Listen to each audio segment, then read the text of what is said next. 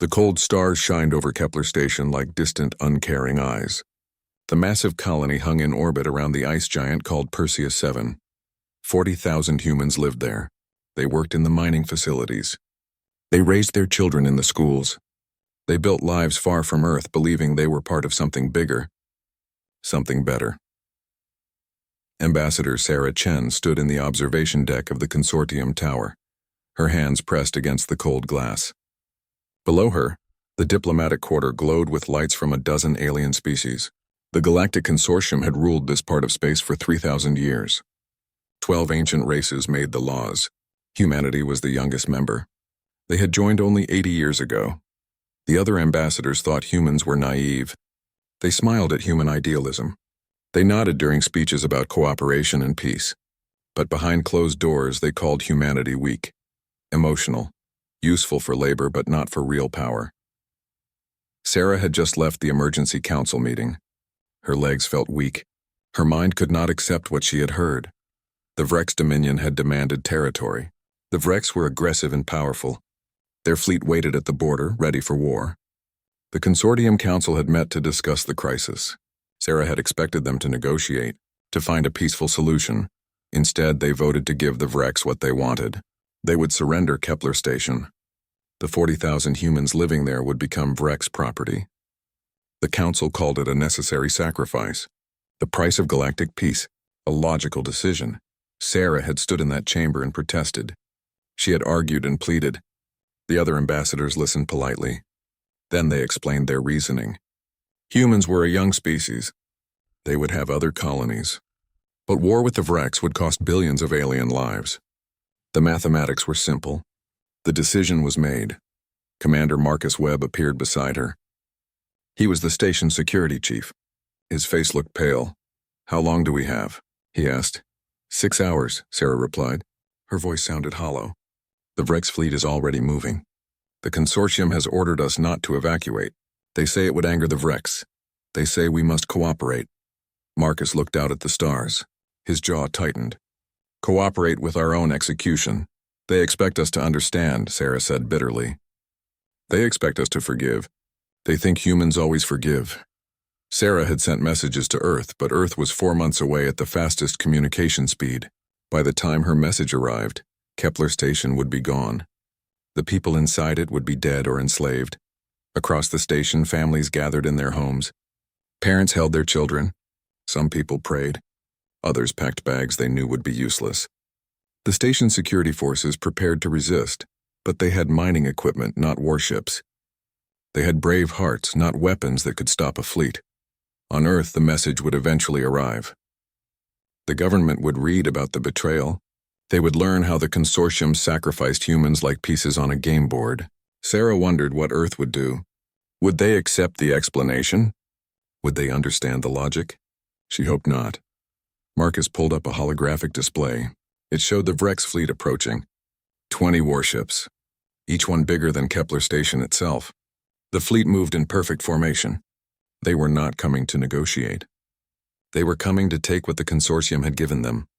"We could fight," Marcus said quietly. "We would lose," Sarah replied. "Yes," Marcus agreed. "But Earth would see that we died with weapons in our hands. Not on our knees." Sarah closed her eyes. She thought about the families on the station, the children in the schools, the workers in the mines. They trusted the consortium. They believed in galactic law. They thought civilization meant something. They were about to learn different. The Vrex fleet arrived exactly on schedule.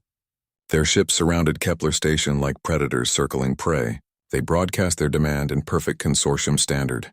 All humans would surrender. All facilities would be transferred. Resistance would mean death. Marcus gave the order. The station security forces opened fire. Their mining lasers cut into the Vrex shields. The damage was minimal. The message was clear. The Vrex responded with overwhelming force. Plasma cannons tore through the station hull. Atmosphere vented into space. Entire sections went dark. The battle lasted 17 minutes. Then the Vrex troops boarded. They moved through the corridors with brutal efficiency. Anyone who resisted died quickly. Anyone who surrendered died slowly. Sarah Chen died in the observation deck where she had stood hours before. A Vrek soldier shot her when she refused to kneel. Her last thought was a hope. She hoped that Earth would remember. She hoped they would not forgive. When it ended, 45,000 humans were dead. The extra 5,000 had died fighting. The Vreks planted their banner on Kepler station. The consortium sent a formal acknowledgement. The crisis was over. Peace was maintained. 4 months later, Sarah's message reached Earth. The government buildings went silent as they read her words. The people filled the streets when they learned the truth. Rage spread like fire across the planet. But humanity did not scream or threaten. They did not send angry messages to the consortium. Instead, humanity went completely silent. The consortium expected forgiveness. They expected humans to accept their logic. They expected grief and then acceptance. They got silence. And in that silence, something terrible was being born. The consortium sent their message 3 weeks after Kepler station fell. It arrived at every human colony, every space station, every outpost. The format was official. The tone was polite. The words were carefully chosen. The Galactic Consortium expressed deep regret for the loss of human lives. They explained the difficult decision. They outlined the logic. War with the Vreks would have killed billions across multiple species. The sacrifice of Kepler station had saved countless lives. Mathematics did not lie. The needs of many outweighed the needs of few. As compensation, the consortium offered economic packages. They would fund 3 new colonies. They would provide trade advantages. They would fast-track human applications for better diplomatic positions. The message ended with an expression of hope. Hope that humanity would understand. Hope that the friendship between their peoples would continue. The consortium expected a response within days. Perhaps anger at first, perhaps some harsh words, then negotiation, then acceptance. This was how galactic politics worked. Every species understood this pattern. Sacrifice was sometimes necessary. Forgiveness always followed. Days passed. No response came. Weeks passed. Still nothing. Human ambassadors left consortium space without explanation. They packed their belongings and departed. Human traders recalled their ships. Human students withdrew from alien universities. Human workers resigned from their positions. Every human in consortium territory simply left. The consortium tried to communicate. Their messages went unanswered. Their calls were ignored. They sent diplomats to human space. The ships were turned back at the border. No threats, no violence. Just a simple message. Humans had nothing to say. In the consortium council chamber, the ambassadors gathered to discuss the situation. The Caliph representative spoke first. His species had been part of the consortium for 2,000 years. This silence is unusual, he said, but not concerning. Humans are emotional. They grieve loudly. This silence means they are processing. Give them time, the Therian ambassador agreed. Her species was known for logic. Human psychology supports this analysis. They feel betrayed now, but they are practical. They need our trade. They need our protection. They will return when their emotions settle. Only the Vrek's ambassador seemed pleased. He had claimed Kepler station for his empire. Humans are weak, he declared. Their silence proves it. They accept their place in the order of things. But not everyone believed this. Admiral Kreth of the Consortium Defense Fleet studied the reports with growing concern. Something felt wrong. Humans were predictable. They talked. They negotiated. They compromised. This total silence was outside their pattern. He requested surveillance data from the border. The reports showed something strange. Human space was closed. Every entry point was guarded. But not by military vessels. By automated defense platforms, new ones. Platforms that appeared in weeks, not years. Admiral Kreth sent a probe to investigate. It was a small ship, unarmed, painted with diplomatic colors. It approached the human border slowly, broadcasting peaceful intentions. The probe never reported back. Analysis of the last data transmission showed something impossible. The probe had detected weapons fire, but the energy signature was wrong. It was too powerful, too focused. The technology was beyond anything in the consortium databases. Inside human space, massive construction projects filled the darkness. Around Earth, hundreds of shipyards burned with activity. The orbital factories never stopped. They built day and night. Workers moved in shifts that never ended.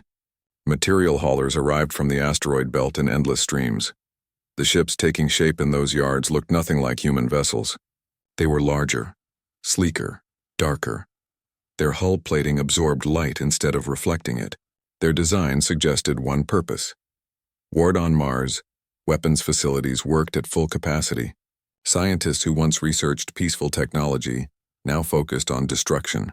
Physicists calculated yield ratios. Engineers tested new armor. Chemists developed compounds that ate through alien hull materials. Every human colony contributed. Mercury sent rare metals. The asteroid miners provided raw materials. Venus stations manufactured components. Even the smallest outpost had a role to play, and everywhere the same message spread. Remember Kepler. Remember the betrayal. Remember that forgiveness cost 45,000 lives. The consortium noticed the activity.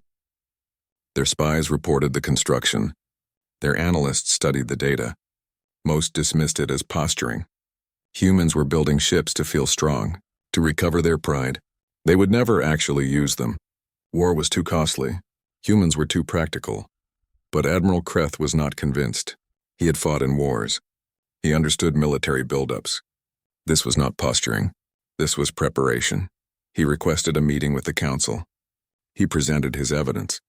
He explained his concerns. The other ambassadors listened politely. Then they explained why he was wrong.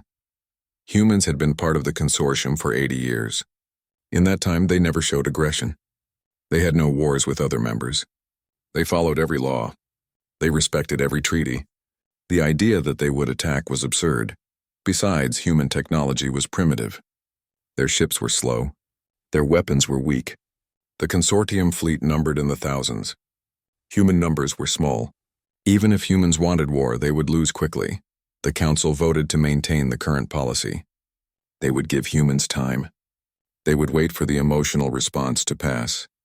They would be ready to welcome humanity back when they came to their senses. Admiral Kreth returned to his fleet. He ordered increased patrols near human space. He requested additional ships. He reviewed defense protocols. His officers thought he was being paranoid. They did not understand why he watched human space so carefully. 6 months after Kepler station fell, something changed. Human space went completely dark. All communications ceased. Every signal stopped. The border defenses remained active, but nothing moved in or out. The consortium debated what this meant. Some thought humans were having internal problems. Others believed they were finally ready to negotiate. A few suggested sending another diplomatic mission. Admiral Kreth placed his fleet on high alert. 2 weeks later, sensors detected movement at the human border. Ships were leaving human space. Dozens of them. Then hundreds. The consortium fleet prepared to intercept. They expected old human designs. Slow cargo haulers converted to military use. Easy targets. What emerged from human space made Admiral Kreth's blood run cold. The ships were massive. They moved with impossible speed. Their profiles were smooth and deadly. Energy readings showed power levels that should not exist. The fleet did not slow. It did not broadcast demands. It simply moved forward. Its heading was clear. They were going to wreck space. The consortium had expected many things from humanity. Anger, protest, negotiation, perhaps even some limited military action. What they got was a fleet designed for one purpose: revenge, and humanity was done talking. Deep beneath the surface of Mars, in facilities that officially did not exist, humanity prepared its true answer to Kepler station. The laboratories stretched for kilometers underground. Thousands of scientists worked in absolute secrecy. What they created would change the balance of power in the galaxy forever. Dr. Elena Vasquez walked through the main research corridor. She wore a badge that granted her access to every section. As head of special weapons development, she knew every secret. She carried the weight of every terrible discovery. The consortium thought they knew human technology. They had seen human ships. They had studied human weapons. They believed humans were 50 years behind consortium standard. They were wrong. Humanity had been lying for decades. When humans joined the consortium, they made a choice. They showed enough technology to be accepted. They demonstrated enough capability to be useful. But they held back their most dangerous innovations. They remembered their own history too well. Earth had almost destroyed itself 3 times. Nuclear weapons, biological plagues, artificial intelligence gone wrong. Humanity survived each crisis by luck and last-minute wisdom. They learned something important. The most dangerous weapons should stay hidden until absolutely needed. So when humans met aliens, they played a role. They acted impressed by consortium technology. They asked for help and guidance. They appeared grateful for every scrap of knowledge. Meanwhile, human scientists worked in secret. They built weapons the consortium had never imagined. Dr. Vasquez entered Testing Bay 7. The chamber was massive, large enough to hold a small ship. In the center sat a device the size of a human fist. It looked simple, plain metal casing, no obvious controls, but the energy readings made experienced scientists nervous. Antimatter warheads, she said to the officer beside her. The consortium banned these 2,000 years ago. Too dangerous, too destructive. They destroyed every stockpile, every design. They made creation of antimatter weapons a galactic crime. The officer nodded. He understood the implications. Humans agreed to that ban, Dr. Vasquez continued. We signed every treaty. We followed every law. And while we did that, we built production facilities on Europa. 60 years of continuous manufacturing. We now have enough antimatter to glass every consortium core world. She moved to another section. Weapon prototypes filled the walls. Each one represented years of secret research. Relativistic kinetic weapons, she explained. Tungsten rods accelerated to 90% light speed. No warhead needed. Pure kinetic energy. One rod can destroy a city. A dozen can crack a planet's crust. Nanotech plagues. Self-replicating machines smaller than bacteria, programmed to disassemble specific molecular structures. We have versions that eat through ship hulls. Others that target organic tissue. We can program them for any alien biology in the consortium database. Quantum entanglement weapons. We can target systems across light years instantly. No travel time. No warning. The enemy ship simply stops existing. Gravity manipulators. We learn to bend space-time, create artificial black holes, crush ships into singularities, make stars go supernova. The officer looked pale. Why did we build all this? If we wanted peace? Dr. Vasquez turned to face him. Her eyes were hard. We did want peace. We still do. But we remembered something the consortium forgot. Peace is a choice. You can only choose peace when you are capable of war. Otherwise, it is not peace. It is surrender. We came to the galaxy hoping we would never need these weapons. We kept them hidden, hoping the galaxy would prove worthy of trust. For 80 years we waited. We watched. We learned. Then the consortium sold 45,000 of our people to buy themselves peace. They sacrificed our children to avoid their own war. They expected us to understand. To forgive. To move on. She walked to a window overlooking the assembly bays. Thousands of workers moved below, each one building components for the new fleet. They thought we were weak because we chose peace. They confused mercy with inability. They made the oldest mistake in history. They mistook the shepherd for the sheep. In the orbital yards above Earth, the new fleet took final form. The ships were beautiful in a terrible way. Sleek black hulls that drank light. Weapons systems integrated so perfectly they seemed part of the ship's body. Power cores that pulsed with barely contained energy. Admiral Jessica Torres stood on the bridge of the lead ship. The retribution. They had named it carefully. Not revenge. Not justice, retribution. The act of paying back a debt. Around her, 10,000 ships waited. Not the entire human fleet. Just the first wave. Behind them, production continued. More ships. More weapons. Humanity had committed everything to this moment. Admiral Torres reviewed the battle plans. The first target was obvious. The Vrex Dominion. They had taken Kepler Station. They had killed 45,000 humans. They would learn the price of that decision. But the Vrex were not the only target. The consortium had made the decision. Every member species had voted. Every one of them had agreed that human lives were expendable. Every one of them would face consequences. The plan was precise, overwhelming, brutal. Humanity would strike every major military installation in consortium space, simultaneously, without warning. They would demonstrate capability that should not exist. They would prove that human mercy had been a choice, not a weakness. Most importantly, they would deliver a message. A message written in fire and steel. A message that would echo across the galaxy for generations. Admiral Torres activated the fleet-wide communication channel. Every captain listened. Every crew member heard her words. "We go to war today," she said.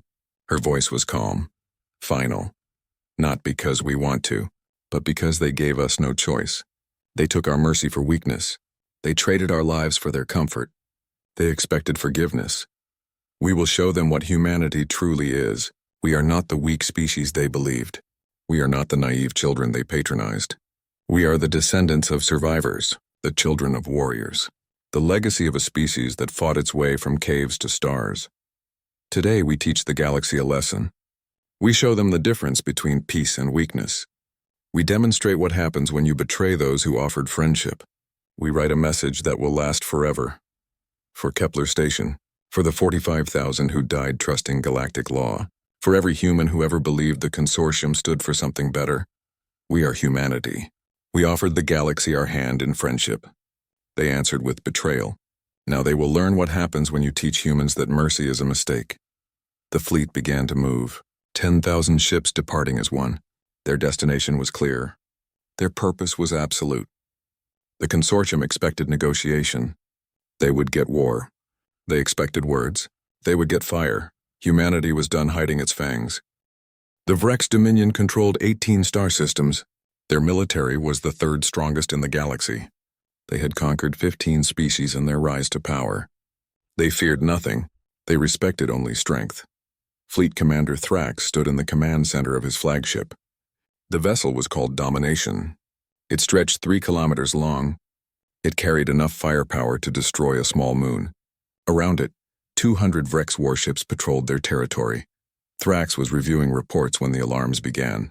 His tactical officer shouted something about unknown contacts. The sensors showed ships emerging from faster-than-light travel. Many ships. Too many to count immediately. Thrax studied the tactical display. The unknown fleet had appeared at the edge of Vrex space. Their formation was perfect. Their positioning was strategic. This was not a random encounter. This was an attack. "Identify them," Thrax ordered. The communications officer worked frantically. "Unknown design, Commander. Energy signatures are... Wait. Quantum identification confirms origin. The ships are human." Thrax laughed. Humans. The weak species that surrendered Kepler Station without a real fight. "How many ships?" "Count is still processing." "At least?" "Commander, the number is over 2,000. Still increasing. Computer shows final count at 3,500 ships." The laughter died. 3,000 ships. The entire Vrex fleet numbered 400. But Thrax had fought many battles. Numbers meant nothing if the ships were weak.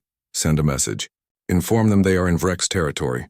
Order them to leave or be destroyed. The message transmitted. Thrax expected negotiation. Perhaps threats. Maybe even retreat. Instead, the human fleet simply opened fire. The weapons were like nothing Thrax had seen. Beams of light that cut through shields as if they did not exist. Missiles that moved faster than anything should move.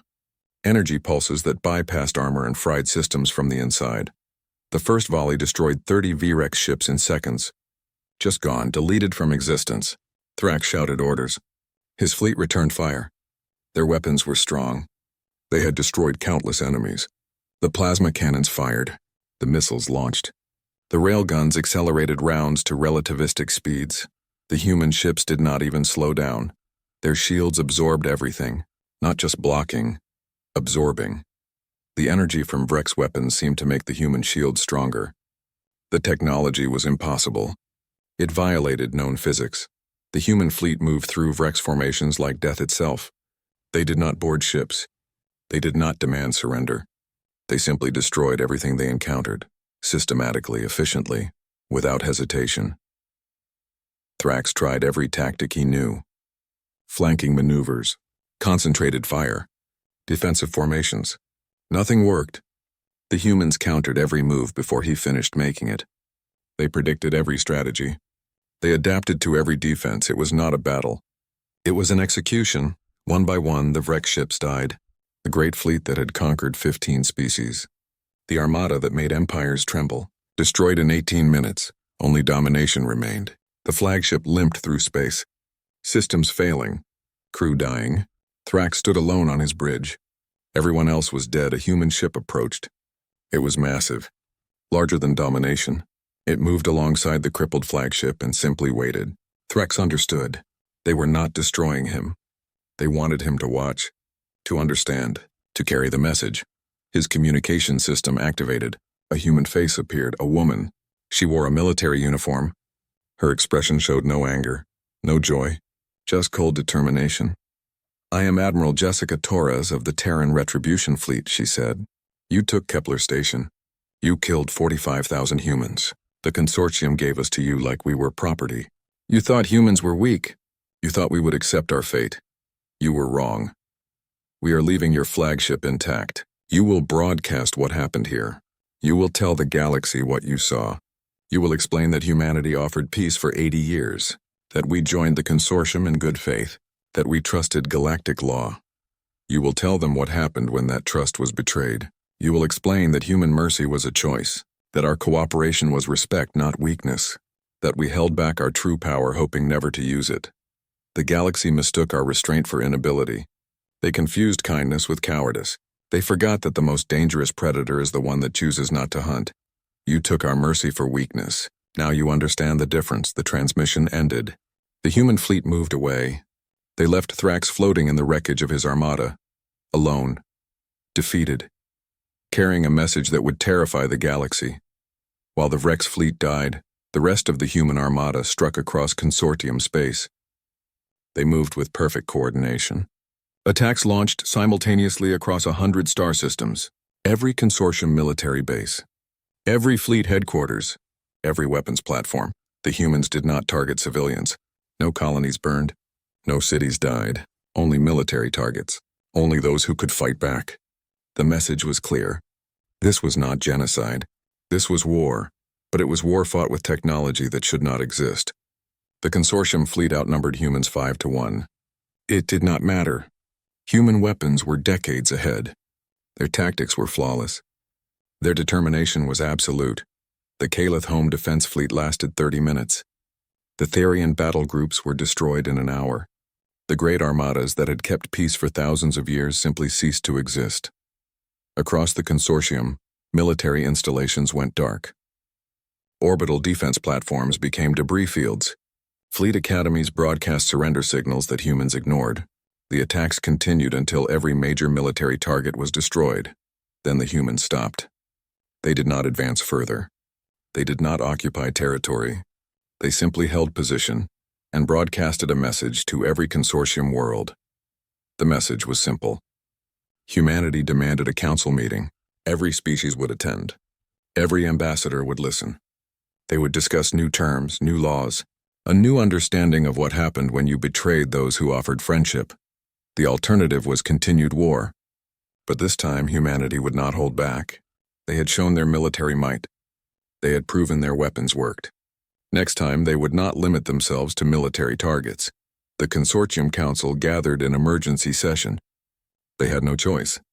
Their fleets were destroyed. Their military power was gone. They faced an enemy they had dismissed as weak. An enemy that held every advantage.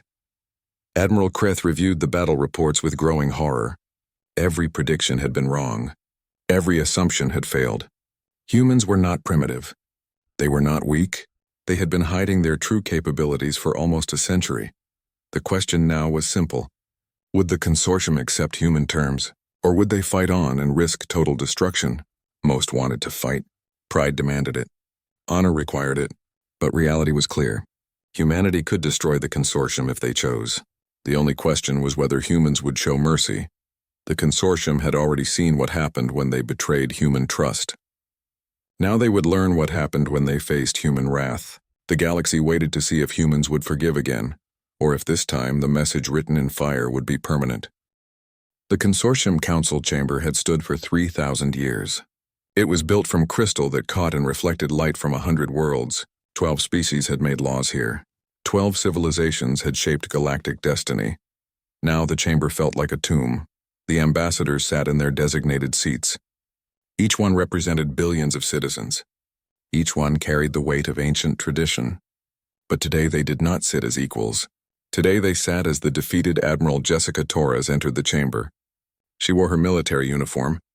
No diplomatic robes. No ceremonial decorations. Just the simple black and silver of the Terran fleet. Behind her walked 12 human officers. They took positions around the room. The human delegation did not sit in the junior member seats. They stood in the center, where the accused usually stood during trials. The symbolism was not lost on anyone. Torres looked at each ambassador. Her gaze was steady, cold. She had commanded the fleet that destroyed consortium military power in 3 days. She had written the terms humanity demanded. Now she would see if the consortium was capable of wisdom. The Caliph ambassador spoke first. His voice shook slightly. You have devastated our fleets, destroyed installations that took centuries to build, killed thousands of our people. This is not the humanity we knew. This is not the species that spoke of peace and cooperation. You never knew humanity, Torres replied. Her voice was calm but hard as diamond. You knew the mask we wore, the face we showed you. We came to the galaxy offering friendship. We joined your consortium in good faith. We followed your laws. We respected your traditions. For 80 years we proved ourselves trustworthy. And you repaid that trust by selling 45,000 of our people to our enemies. The Therian ambassador leaned forward. That decision was logical. The mathematics were clear. War with the Vrex would have cost billions of lives across multiple species. Your colony was unfortunate but necessary. It was the price of peace. Peace for you, one of the human officers said. Death for us. You chose to sacrifice others to save yourselves. You call that logic. We call it cowardice. The Vrex ambassador sat silently. His species had borne the worst of human wrath. Their fleet was destroyed. Their military installations were rubble. Only Commander Thrax survived to tell the tale. The Vrex had learned fear. Admiral Torres activated a holographic display. Images filled the chamber. Kepler station before the attack. Families in the gardens. Children in schools. Workers in the mines. Then the attack. The Vrex ships. The destruction. The bodies floating in space. These were the people you sacrificed, Torres said. Not numbers on a report. Not statistics in your calculations. Real people. With lives. With families. With futures you decided to end. You expected us to understand. To accept your logic. To forgive because you offered us money and promises. You thought humans always forgive. You were wrong. The chamber was silent. The ambassadors had no response. What could they say? Their actions spoke clearly. They had valued human lives as less important than their own. Admiral Kreth stood. He was the military commander who had warned the council, who had seen the truth before others. What you did was wrong, he said simply. I told this council that humans were preparing for war. I warned them. They did not listen. They believed humans were weak, emotional, easy to dismiss. Now we pay the price for that arrogance. Torres nodded to him, a gesture of respect between warriors. Then she presented humanity's demands. First, the consortium will pay reparations for Kepler Station. Not money. We want resources, materials, technology, everything needed to rebuild 100 times over. Second, humanity will hold permanent veto power in this council. No decision affecting any member species can be made without human approval. Never again will one species be sacrificed for another's convenience. And third, new galactic laws. No species can be used as a bargaining chip. No population can be traded or sacrificed. The practice of pragmatic sacrifices is now a crime punishable by military intervention. Fourth, the Vrex Dominion becomes a human protectorate. We will oversee their government. We will control their military. They will learn what it means to live under another species' rule. Fifth, human military forces will maintain a permanent presence in consortium space. We will no longer trust others to protect our interests. We will do it ourselves, the Caliph ambassador protested. These terms are outrageous. You demand control over the entire consortium. You want us to surrender our sovereignty. No, Torres corrected. We want you to surrender the ability to make convenient decisions with other people's lives. We want you to understand that every species matters, that no one is expendable. If you refuse these terms, we continue the war. Next time, we will not limit ourselves to military targets. We have weapons you cannot imagine, technology that makes your science look primitive. We held back hoping you would see reason, hoping you would choose peace. But if you choose war, we will show you what humans are truly capable of when we stop pretending to be civilized. The threat was clear. The consortium could accept human terms, or they could face total destruction. The choice was simple, but pride made it difficult. The ambassadors argued among themselves. Some wanted to fight. Others saw the futility. Hours passed in debate. Torres waited patiently. She had time. The consortium did not. Finally, Admiral Kreth spoke again. We have no choice. Humanity has proven they are the stronger power. They could destroy us all if they wished. Instead, they offer terms. Hard terms. Humiliating terms. But terms that allow us to survive, Syrian. I vote to accept. One by one, the other ambassadors followed. Some with anger, some with resignation, but all eventually agreed. The alternative was extinction. When the vote concluded, Torres allowed herself a small nod. The Terran retribution fleet will withdraw to human space. But we will be watching. We will be ready.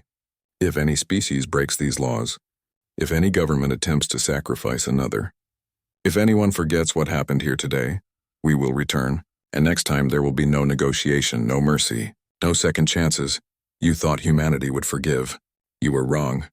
But we will give you one opportunity to build something better, to create a consortium that truly values all its members, to prove that civilization means more than convenient mathematics. Do not waste it. The human delegation left the chamber. Behind them, the ambassadors sat in silence. The galaxy had changed in 3 days. The balance of power had shifted completely. Humanity was no longer the junior member. No longer the naive species that could be dismissed. They were now the enforcers, the guardians, the ones who wrote the rules. The Vrex ambassador sat with his head bowed. His empire was broken. His species was defeated. They had learned the hard way that strength alone was not enough. That cruelty had consequences. As human protectorates, they would rebuild under human supervision. They would learn different values, or they would cease to exist. The choice was theirs. The council session ended. The ambassadors returned to their worlds. They carried news that would shake their civilizations, news that would echo for generations. The youngest species in the galaxy had become its strongest. Not through conquest, not through tyranny, but through a simple lesson written in fire. Never mistake mercy for weakness. Never betray those who offer friendship, and never ever assume that humans will always forgive. 5 years had passed since the war that changed everything. 5 years since humanity taught the galaxy a lesson written in fire and steel. 5 years since the consortium learned that mercy is a choice, not a weakness. Kepler Memorial Station hung in space where the original colony once stood. It was massive, beautiful, built from materials provided by every consortium species as part of their reparations. The structure caught light from the distant sun and reflected it across the void like a permanent beacon. Inside the memorial hall, 45,000 names were carved into walls of crystal. Each name glowed softly. Each one represented a life lost, a person betrayed by the very laws they trusted. Ambassador Maria Santos stood before the wall. She was young, too young to remember the original Kepler station, but she had studied its history. She knew every detail of what happened, every betrayal. Every consequence. Today was the anniversary. Every year, representatives from across the galaxy came to this place. To remember, to acknowledge, to ensure no one forgot the price of convenient decisions. The Consortium Council gathered in the Memorial Amphitheater. Every ambassador attended. Attendance was mandatory, written into the new galactic laws, the laws humanity had forced upon them. Admiral Torres entered. She was older now. Gray touched her hair. Lines marked her face.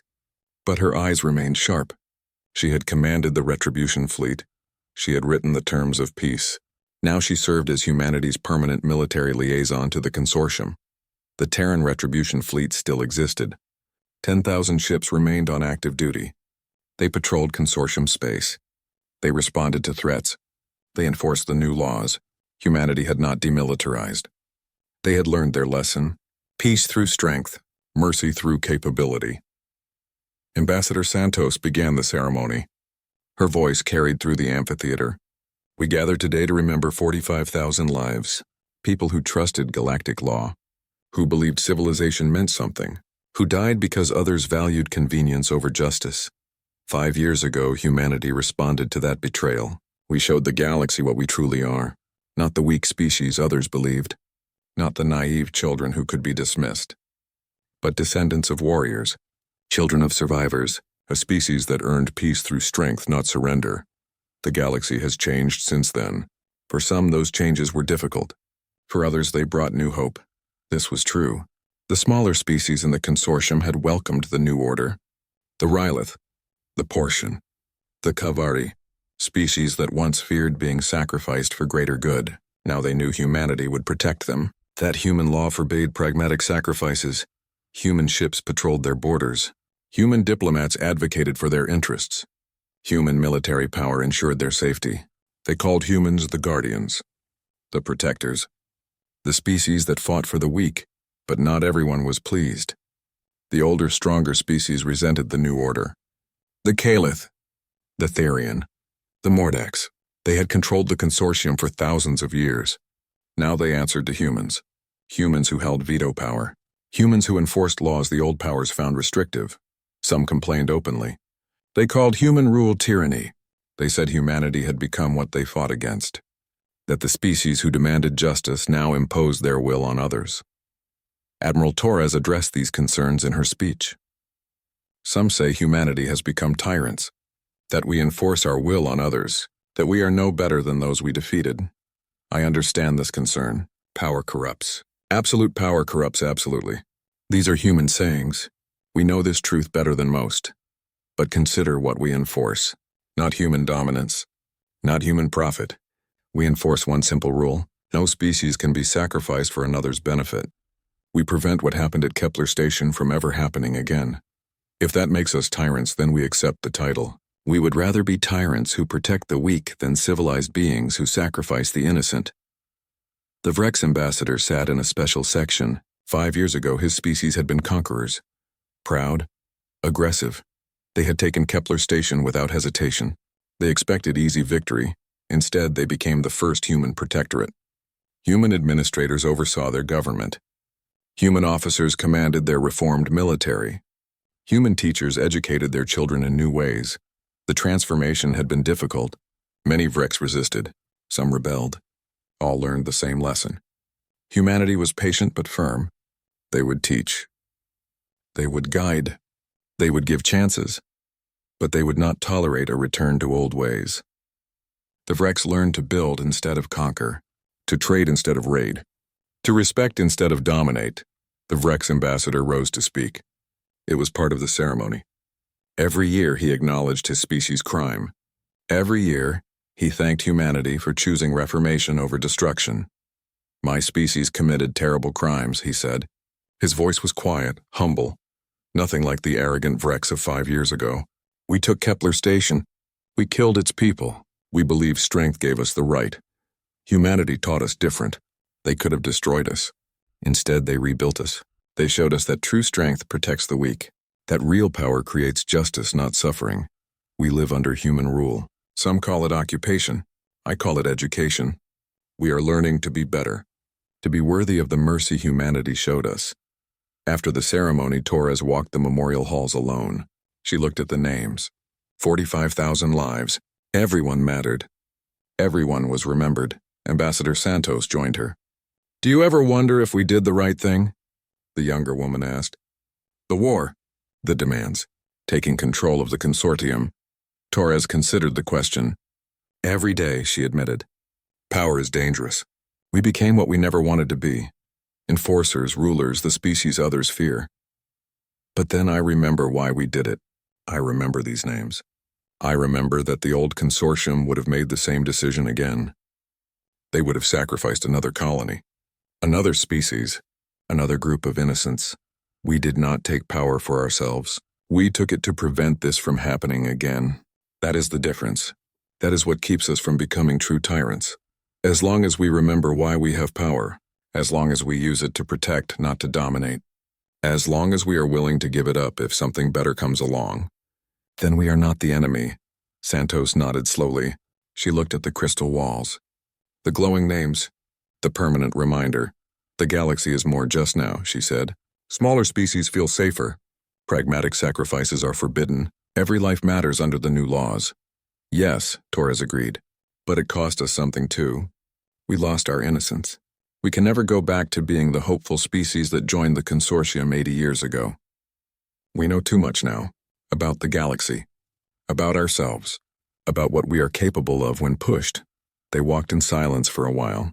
Around them, the memorial stood as testament, not just to those who died, but to the lesson their deaths taught, that mercy is a choice made by the capable, not a weakness of the powerless. That peace requires strength to defend it, that forgiveness has limits, and that some messages must be written in fire to be remembered forever. Outside the memorial, the Terran retribution fleet maintained its eternal watch, 10,000 ships ready, vigilant, a reminder to the galaxy that humanity would never again trust others to protect human interests. Some called them an occupation force, others called them guardians. The truth was probably both, but everyone agreed on one thing. The galaxy would never again make the mistake of underestimating humanity, would never again confuse human kindness with weakness, would never again assume that humans would always forgive. The consortium had wanted a junior member, a useful species, someone to do the difficult work while the elder races made the important decisions. Instead, they created their own apex predator, a species that had spent 80 years learning their weaknesses, understanding their technology, studying their politics, all while building weapons in secret. They thought humanity would forgive. They believed humans were too emotional to hold grudges, too practical to seek revenge, too civilized to choose war. They learned different. Humanity forgave many things. Small betrayals, minor insults, accidental offenses, but some crimes were too great, some betrayals too deep, some sacrifices too terrible. When the consortium traded human lives for their own peace, they crossed a line they did not know existed. They touched something primal in the human species, the ancient rage that had driven humanity from caves to stars, the fierce protection of tribe and family that survived every evolution. They woke the dragon and discovered it had been pretending to be a sheep. Now the galaxy lived in a new order. An order where every species mattered, where pragmatic sacrifices were forbidden, where the strong protected the weak instead of exploiting them. Some called it justice, some called it tyranny, but everyone called it the human way. And in Kepler Memorial Station, 45,000 names glowed softly in the darkness. A permanent reminder of the price of betrayal, a warning to future generations, a message written in crystal and starlight. They thought humanity would forgive. Instead, humanity sent a message written in fire, and the galaxy would never forget.